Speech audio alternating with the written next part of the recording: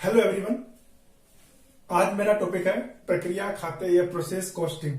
तो process costing क्या होती है? जो मैन्युफैक्चरिंग कंपनी होती है या केमिकल इंडस्ट्री होती है वो क्या करती है कि अपना एक प्रोसेस का माल दूसरी प्रोसेस में ट्रांसफर करते हैं, फिर तीसरी प्रोसेस में करते हैं, जब तक कि कच्चा माल पक्के माल में चेंज ना हो जाए। इसमें प्रोसेस ABC करके दे रखा होगा या प्रोसेस का नाम दे रखा होगा, मैन्युफैक्चरिंग प्रोसेस, रिफाइनिंग प्रोसेस और लास्ट में हमारा फिनिशिंग प्रोसेस में हमारे एक से अधिक प्रोसेस अकाउंट बनते हैं। किसी में 2 बनेंगे तो किसी में 3 प्रोसेस अकाउंट बनेंगे। इसमें एक प्रक्रिया का तैयार माल अगली प्रक्रिया के लिए, अगली प्रोसेस के लिए कच्चा माल माना जाता है। ये प्रोसेस लगातार चलती रहती है जब तक कच्चा माल पक्के माल में परिवर्तित ना हो जाए। आमतौर पर इसका प्रयोग केमिकल इंडस्ट्री हो गई, जैसे डीजल, पेट्रोल, चीनी उद्योग में किया जाता है। तो अब हम यहाँ पे चलते हैं। हमारा ये फॉर्मेट दे रखा प्रोसेस का। प्रोसेस ए में ये डेबिट साइड, ये credit side, particular rupees per unit, particular rupees per unit. यहाँ हम ओपनिंग स्टॉक लिखेंगे, यहाँ मटेरियल, यहाँ एक्सपेंसेस, यहाँ वेजेस। एक्सपेंसेस में दोनों तरह के खर्चे आ जाएंगे, डायरेक्ट इनडायरेक्ट। इसके बाद by sale of scrap, by wastage, by closing stock, और जो बैलेंसिंग के रूप में आएगा वो ट्रांसफर कर दिया जाएगा नेक्स्ट प्रोसेस को। कभी कभार वेयर हाउस खाते में ट्रांसफर कर देते हैं। ये वाला माल पिछली प्रोसेस का जो माल है वो अगली प्रोसेस के लिए कच्चा माल माना जाएगा। तो यहाँ आ जाएगा to transfer from process A. फिर इसके बाद यही वाले फिर खर्चे आ जाएंगे आपके, टू मटेरियल, टू एक्सपेंसेस। तो ये सेम पहले वाले प्रोसेस की तरह सारे खर्चे इसमें फिर आ जाएंगे। फिर इसी तरह यहां पर फिर ट्रांसफर कर देंगे माल को, तो ये वाला माल फिर यहां ट्रांसफर हो जाएगा। तो ये प्रोसेस आपके लगातार चलती रहेगी, लेकिन जो अंतिम प्रोसेस होगी वहां माल ट्रांसफर नहीं करेंगे, वहां हम लिखेंगे बाई फिनिश गुड्स। तो हम चलते हैं इसकी प्रैक्टिकल प्रॉब्लम पर। एक वस्तु बिक्री योग्य बनने से पूर्व 3 विभिन्न प्रक्रियाओं से गुजरती है। निम्नलिखित सूचना से प्रति मत की लागत दिखाते हुए उस वस्तु का प्रति इकाई उत्पादन परिव्यय ज्ञात करो। यदि 31 दिसंबर 2000 तक उस वस्तु की 200 निर्मित इकाइयां निर्मित की गई हों। इस क्वेश्चन में आपके पास 3 प्रोसेस दे रखी है, मैन्युफैक्चरिंग प्रोसेस, रिफाइनिंग प्रोसेस और फिनिशिंग प्रोसेस। आउटपुट आपका दे रखा है 200 यूनिट्स। इसमें मटेरियल, लेबर और डायरेक्ट एक्सपेंसेस दे रखे हैं। और लास्ट में लिखा है कारखाने में इस अवधि में 6000 रुपए अप्रत्यक्ष व्यय हुए, जिसमें से 2000 रुपए इस उत्पादन पर पड़ते हैं। किसी भी प्रक्रिया के अंत में कोई स्टॉक नहीं था। अप्रत्यक्ष व्ययों को प्रत्येक प्रक्रिया के श्रम के अनुपात में बांटना है। तो हमारे पास 3 प्रोसेस का डेटा दे रखा है, तो हमको अलग अलग प्रोसेस अकाउंट तैयार करने हैं। आपके पास 3 प्रोसेस दे रखी है, मैन्युफैक्चरिंग, रिफाइनिंग और फिनिशिंग प्रोसेस। इसके बाद फॉर्मेट के अकॉर्डिंग इसमें सारी डिजिट हम नोट कर लेंगे। ओपनिंग स्टॉक इसमें है नहीं, 2 मटेरियल दे रखा है 2000 रुपी, 2 लेबर दे रखी है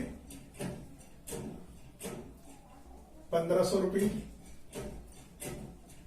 2 डायरेक्ट एक्सपेंसेस दे रखे हैं 400 रुपीज। अब हम कॉस्ट पर यूनिट निकालेंगे, 10 रुपए पर यूनिट। यहाँ आएगा आपका 7.5 रुपए पर यूनिट और यहाँ आएगा 2 रुपए पर यूनिट।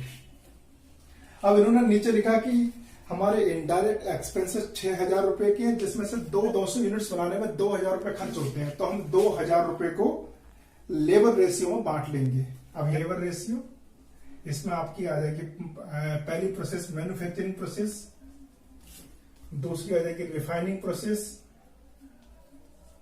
और तीसरी आ जाएगी फिनिशिंग प्रोसेस। तो लेबर रेशियो में आपके पास लेबर की अमाउंट दे रखी है 1500, 2500 और 1000। इसको हम छोटा कर लेंगे। इसमें जो रेशियो निकल के आ गया 352 निकल के आ गया। इनका टोटल 3 और 5 8 9 10। तो अब हम क्या करेंगे, 2000 रुपए को बांट लेंगे। पहली प्रोसेस में मैन्युफैक्चरिंग प्रोसेस में आ जाएंगे 2000 मल्टीप्लाई 3/10 600 रुपये। रिफाइनिंग प्रोसेस में आएगा 2000 मल्टीप्लाई 5/10,000। और फिनिशिंग प्रोसेस में आएगा 2000 मल्टीप्लाई 2/10, 400 रुपये। तो हमने इनडायरेक्ट एक्सपेंसेस को वेजेस रेशियो में बांट लिया, आप यहां देख सकते हैं। तो यहां हम लिख देंगे टू इनडायरेक्ट एक्सपेंसेस। तो मैन्युफैक्चरिंग प्रोसेस का कितना आया 600 रुपये।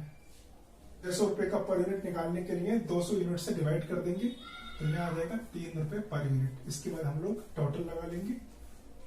अब यहाँ पे हमारे पास ना तो कोई वेस्टेज दे रखा है और ना कोई क्लोजिंग स्टॉक दे रखा है, तो सीधा आपका टोटल 4500 रुपये आ गया। पर यूनिट निकाल लेते हैं,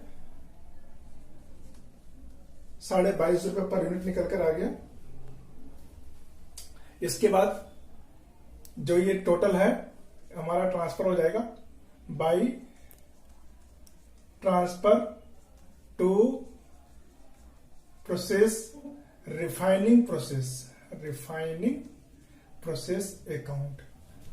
तो 4500 रुपये या 22.5 रुपये पर यूनिट निकल कर आ जाएगा। टोटल भी हम इतना ही ले लेंगे।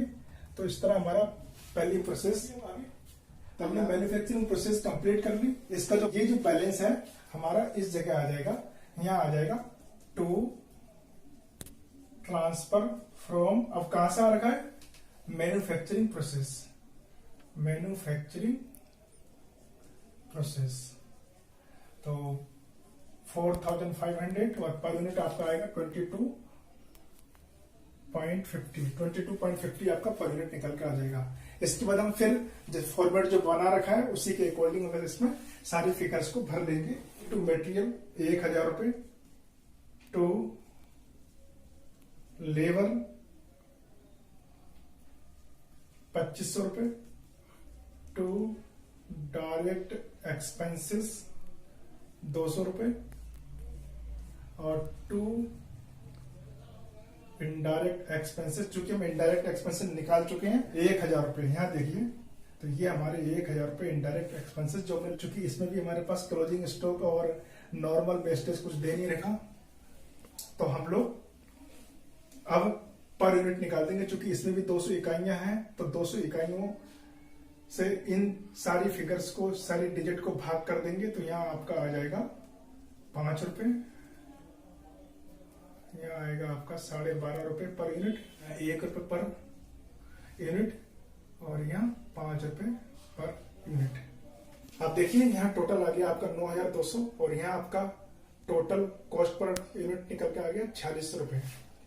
इसके बाद हम क्या करेंगे, चूंकि इधर हमारे पास ना तो क्लोजिंग स्टॉक दे रखा है, ना कोई वेस्टेज दे रखा है, ना कोई सेल ऑफ स्क्रॉप दे रखा है, तो सारा का सारा हम ट्रांसफर अगली प्रोसेस के लिए कर देंगे। तो यहाँ आ जाएगा बाई ट्रांसफर टू, अब अगली प्रोसेस का जो नाम होगा वही लिखा जाएगा। इसमें लिखा है फिनिशिंग प्रोसेस, तो यहाँ आ जाएगा फिनिशिंग प्रोसेस अकाउंट 9200 रुपये या 9200 आ जाएगा और 46 रुपये per unit.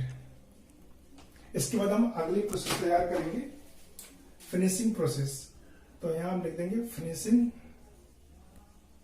Process account, format पहले की तरह ही बनेगा।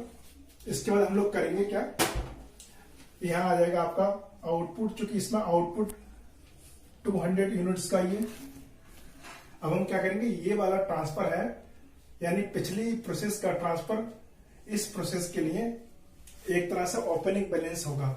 तो यहां आ जाएगा टू ट्रांसफर फ्रॉम, अब पिछली प्रोसेस का नाम क्या है refining, to transfer from refining process या 9200 रुपये और यहाँ 46 रुपये पर यूनिट। ये लिखा है to material, to labour, material दे रखा है आपका 750 रुपये, लेबर दे रखा है इसमें 1000 रुपये, टू डायरेक्ट एक्सपेंसेस 300 रुपये, नीचे आ जाएगा टू इनडायरेक्ट एक्सपेंसेस पहले हमने 400 रुपये निकाले, तो 400 रुपये यहां हमारा आ जाएगा। इसके बाद इसमें हर आइटम्स की पर यूनिट कॉस्ट निकाल लेंगे। इसका टोटल आ जाएगा 11,650। यहां भी हम 11,650 लिख देंगे और इस पर यूनिट का भी हम टोटल लगा लेंगे। 58.25 निकल के आ गया पर यूनिट। यहां भी हम लिख देंगे 58.25 पैसा पर यूनिट। इसके बाद इधर ना तो कोई क्लोजिंग स्टॉक है, ना कोई वेस्टेज है। अब चूंकि हमारी ये फिनिशिंग प्रोसेस यानी सबसे लास्ट प्रोसेस है, लास्ट प्रोसेस में कभी भी ट्रांसफर नहीं करते, उसकी जगह लिख दिया जाएगा बाई प्रोडक्शन अकाउंट या बाई फिनिश्ड स्टॉक अकाउंट। तो टोटल आपका आ जाएगा 11,650 और पर यूनिट निकल के आ जाएगा 58.25 पैसा पर यूनिट। तो आपने देखा कि पहली प्रोसेस का तैयार माल अगली प्रोसेस के लिए ओपनिंग बैलेंस यानी रॉ मटेरियल की तरह यूज होता है। ऐसी दूसरी प्रोसेस का तैयार माल तीसरी प्रोसेस के लिए रॉ मटेरियल की तरह यूज हो रहा है। बाकी आपके खर्चे पहले की तरह हर प्रोसेस में लिखे जाएंगे। तो आपका ये पूरा क्वेश्चन कंप्लीट हो गया। Manufacturing process, refining process, finishing process.